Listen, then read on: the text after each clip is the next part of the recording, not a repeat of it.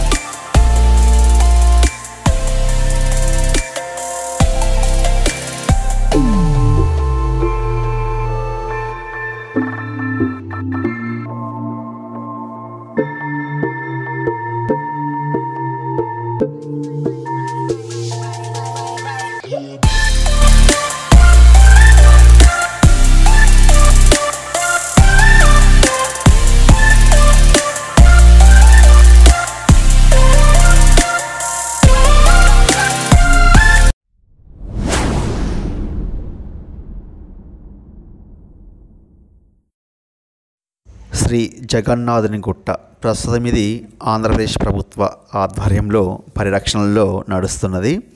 కర్నూలుకు 14 కిలోమీటర్ల దూరంలో ఉంటుంది. కర్నూలు నుండి డోనుకు వెళ్ళే రూట్లో ఉంటుంది. హైవే మీద కొద్ది దూరం వెళ్ళాక దూపాడు అని వస్తుంది. అక్కడ నుండి 2 కిలోమీటర్లు ఇంకా లోపలికి వెళ్తే మనకు గుట్ట వస్తుంది. మనకు వెళ్ళగానే కనిపించేది ఒక అందమైనటువంటి కోనేరు. కోనేరు పక్కనే శివాలయం ఇప్పుడే చూసాం కదా, చాలా అద్భుతమైనటువంటి అందమైన కోనేరు. చుట్టూ కూడా మంచి మంచి శిల్పాలు చెక్కినారు. ఇప్పటికి కూడా నీళ్లు ఉన్నాయి. కింద కోనేరు ఉంటుంది. ఈ కోనేరు మండపం ఇవన్నీ చూసుకున్నాక మనము పైకి ఎక్కాలంటే 200 మెట్లు పైకి ఎక్కినాక మనకు పైన జగన్నాథుని ఆలయం, అదేవిధంగా లక్ష్మీదేవి ఆలయం, శివుని గుడి, రామాలయం, ఇతర ఆలయాలు కూడా ఉన్నాయి. అవన్నీ చూసాక కూడా ఇంకా మనం ఆలయాల పైకి కూడా ఇంకా గుట్టపైకి ఎక్కొచ్చు. చాలా అద్భుతమైన అందమైనటువంటి ప్రశాంతమైనటువంటి ప్రదేశం. చుట్టూ ప్రకృతి చాలా బాగుంటుంది. ఇది ఒంటరిగా ఉంటుంది. ఎవరైనా వెళితే మాత్రం సాయంత్రం 5 గంటలలోపు తిరిగి వచ్చే విధంగా ప్రయత్నం చేసుకోండి. మనకు అక్కడ చివర్లో కనిపిస్తున్నటువంటి ఆలయము లక్ష్మీదేవి ఆలయం. దానికంటే ముందు మిగిలిన ఆలయాలు చూసుకొని చివర్లో చూస్తాం మనం.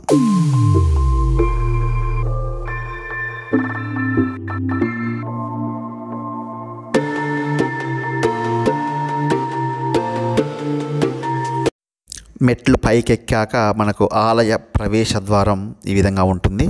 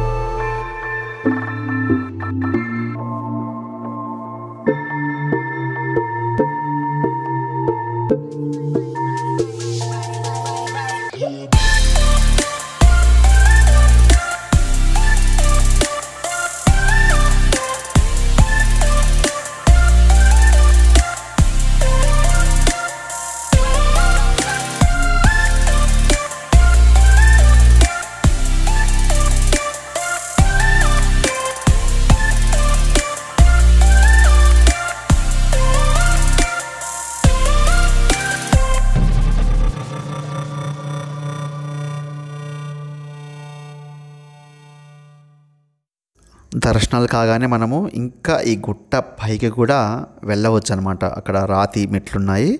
మనం పైకి చేరుకోగానే భక్తులు ఒకదాని మీద ఇంకో రాయి అలా పేర్చి వారి మొక్కులు గురించి ఉన్న రాళ్ళు ఇలా పేర్చారు. ఇలాంటివి చాలా కనిపిస్తాయి మనకి ఇక్కడ.